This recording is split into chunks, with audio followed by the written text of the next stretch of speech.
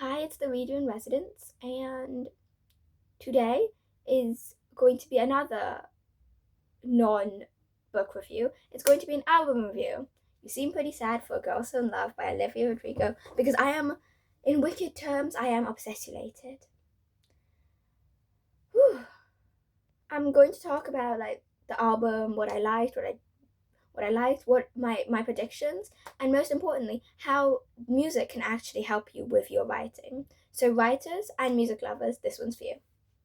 Bonus, my current read, I'm still on Once Upon a Broken Heart. I'm progressing. I'm halfway through. I had to take a pause to deal with some other stuff. But now I'm back. I'm back and I couldn't be happier. It is so Girls in Love. I probably will be talking a bit about this, trying not to give spoilers as I'm going through the album. If you follow my Pinterest, where I'm very active, you'll see that I've been making a lot of Olivia posts. And here I've got, and one of the ones I've got is my predictions that turned out to be correct. I'm going to post the predictions that weren't correct, which were unfortunately quite a few. This is my post.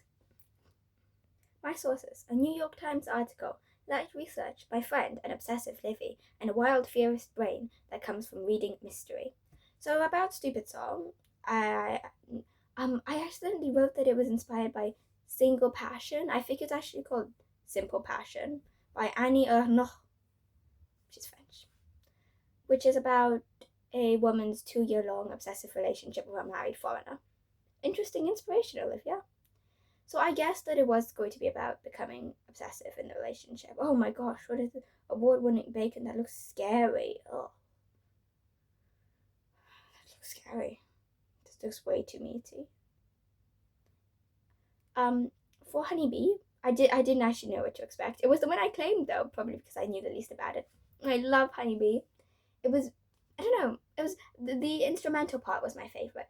I thought the Conan Gray was going to feature because my friend told me about him making a Honeybee song or something called Honeybee when he was younger, and I was right. He did feature, but only with vocals. I was expecting a full on collab. I guess I get my hopes too high. Oh, back to Stupid Song. Funny title. Um, it was good. It was really good, but it wasn't my favorite. Okay. Maggots for Brains, based off, I can't really say this, Something and the City, Miranda and Steve's characters. I thought it would be the awkward part to being in love. And I was right, but it's more about like, oh, I feel so stupid when I'm without, I feel so stupid and useless and zombie-ish when I'm away from you. Which is, I was expecting more of a, oh, I'm flustered kind of song. But I guess I'm flustered, I've got maggots for brains, but instead it's more of a, I'm sad, I've got maggots for brains. The beat is amazing.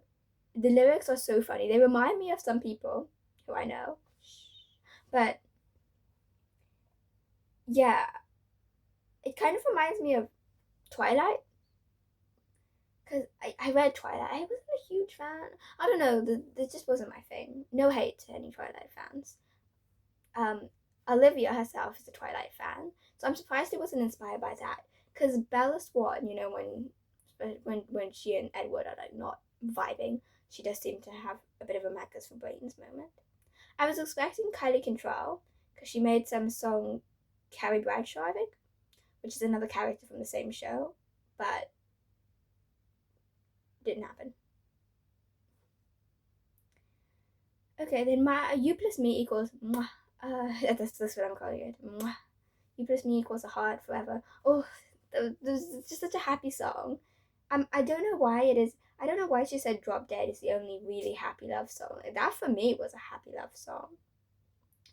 Um, I was hoping for Sabrina Carpenter somewhere because I love Sabrina and she and Olivia are friends, but we didn't get it. I still have hope. I still have hope. She left on the locks that were marketing Girls on Love and took a photo of and like took a video of her leaving the lock, Olivia, that it said on lock SC, which stands for Sabrina Carpenter. My dad cannot get Sabrina's name. He's called her Samantha Carpenter, Sophia Carpenter. It's so sweet though. My dad is a Liffy. Anyways, I have hope that there'll be a music video featuring Sabrina. Um, wouldn't it be interesting if she was in a video for My Way? Anyways, My Way, I was right, vicious romantic jealousy. My Way, I should have claimed that one. That's, apart from Drop Dead and The Cure, I think that is actually the best one. It was just, well, stellar. Purple, originally a love song. Kind of is a love song. It's now a turning point.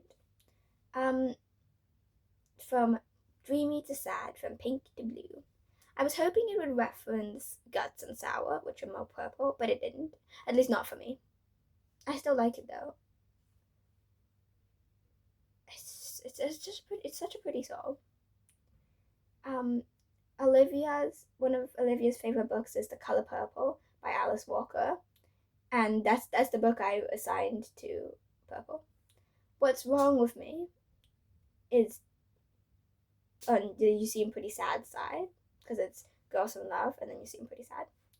It's the realization, after the realization songs, The Cure, which is Olivia's fave, and Begged. Um, what's wrong with me? I expected it to be about anger, but it's not really about anger. It's so catchy though. It's so catchy. It's, if you think about the lyrics, it's sad. If you take just the beats, it's so fun. It's fun and it's dancey for me. She collabed with the iconic Robert Smith from The Cure, who she sang with at Glastonbury. He's her icon. So he's basically to her what she is to me. Even though I'm not a singer and I have no interest in singing. It was a great idea for her first official collab to be with this big rock legend. Rest in peace, Sabrina.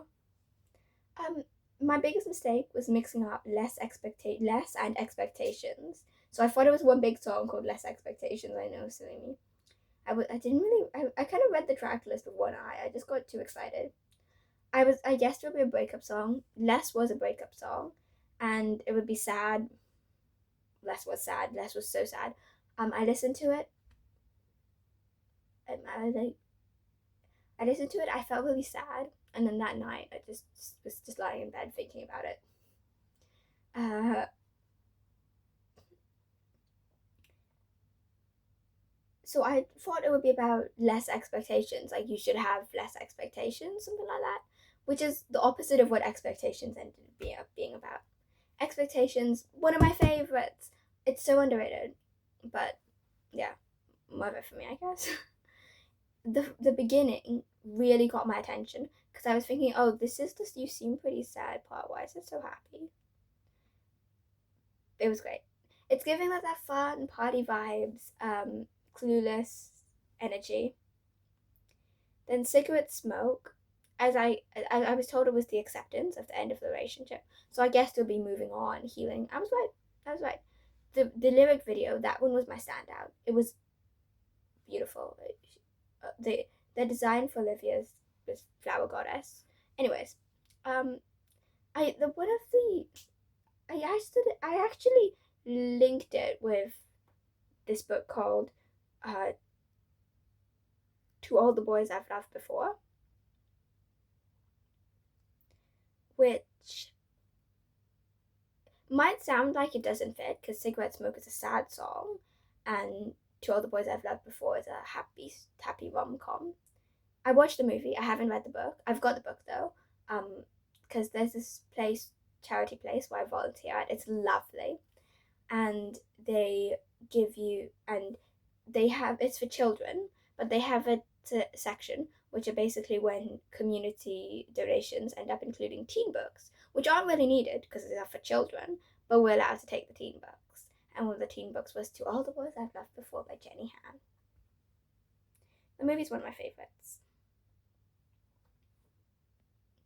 I think Lara Jean Covey, my girl, she fits the You Seem Pretty Sad for Girls Who in Love energy. Okay.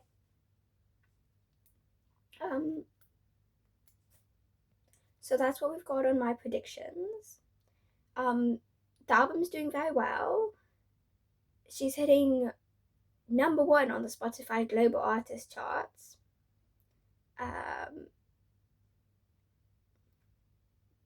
She's excited to perform Maggots for Brains live at the Unravel tour. The singing is just getting better and better. There'll be a song that's going to be featured on season 3 of Percy Jackson. I hope it's You Plus Me.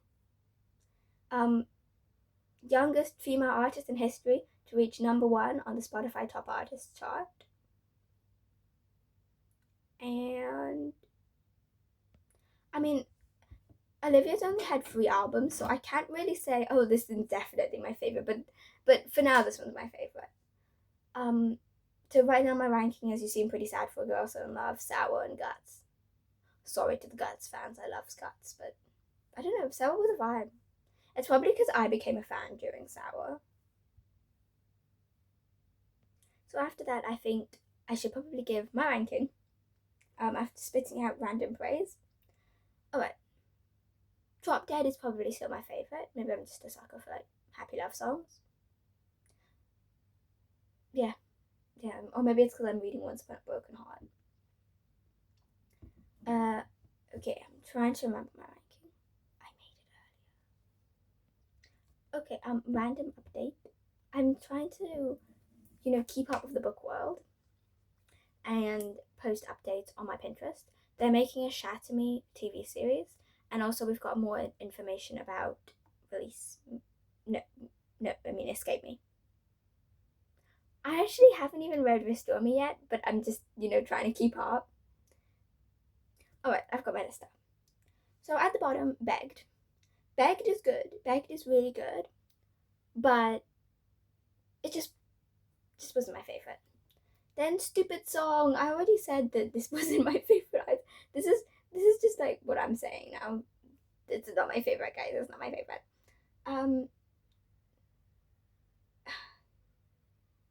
It's fun. It's fun. And it's a good take on like how falling in love can make you insane and miserable, as she says. Rather than just, yay, he's so hot, he loves me. Less is an amazing masterpiece of a song, but it's just too sad. Like I can't handle it. Cigarette Smoke, very good. I think so Less and Above we get into, so Stupid Song, Begged, my least favorites. Less and Above we're going into love. I'll tell you when we get to Adore. Purple, Honeybee. Alright. And now we go into Adore. What's wrong with me? Olivia and Robert just sing very well together, He's exceptionally good for, especially because, he's not like Spring Chicken right now. He's not a Spring Chicken, but he's just so talented. He's a legend. Maggots for Brains, I already told you I love that one. Expectations, I got big expectations. That's just for the girlies with the high standards. Then we go into the Enchanted. Well, I'm just enchanted. The Cure. I already mentioned I loved it. You Plus Me. My Way. Maybe I'm just a jealous person. Not really. Drop Dead, my fave. Okay, so there's my ranking. And now the part for the writers. Okay, how can songs help you write? I've heard a lot of people say that they're good at writing, but they struggle to get writing inspiration. And I think the truth is that if you are in need of writing inspiration, you don't have to start immediately with some big idea. You can start with something inspired. You can start with a story inspired by something else, and then just grow further out. Like if you're going to publish, obviously you don't want to be a copycat. You've got to say, this was my inspiration. So, okay, let's say I'm making a romance novel. I can see myself making a romance in the future. I'd have to get into romance though. But I love rom-coms. Okay, so I'm making a romance based off Drop Dead. It starts, she's at a bar. He comes in, good looking guy. They're having beer. They find out that they both love The Cure and Just Like Heaven. They bond over their shared music taste. Maybe they swap numbers, something, agree to stay in touch. Just like a very, very stereotypical rom-com type meetup. He buys her a drink, she's all. She goes home, stalks him on the internet. Later on, they meet up for a date. They go to the Palace of Versailles. Like a kind of art gallery-ish date. Sparks fly. But and it's from her perspective, she's the happiest she's ever been. He's so pretty that she's paranoid. She made him up. He's just that pretty. He has goals. And no, I wonder if people like that, if like men like that actually exist, or if I can meet. Anyways, so it's great, but it's not gonna last. This is the highest point in the story, and then after that, it's going to come down. She's the happiest she's ever been, and soon she'll be the saddest she's ever been. Ooh, sad. Okay, so let's say that's my first chapter. I've got a romance book with 13 chapters. It's about a doomed relationship from when they meet to when they move on after the relationship ends.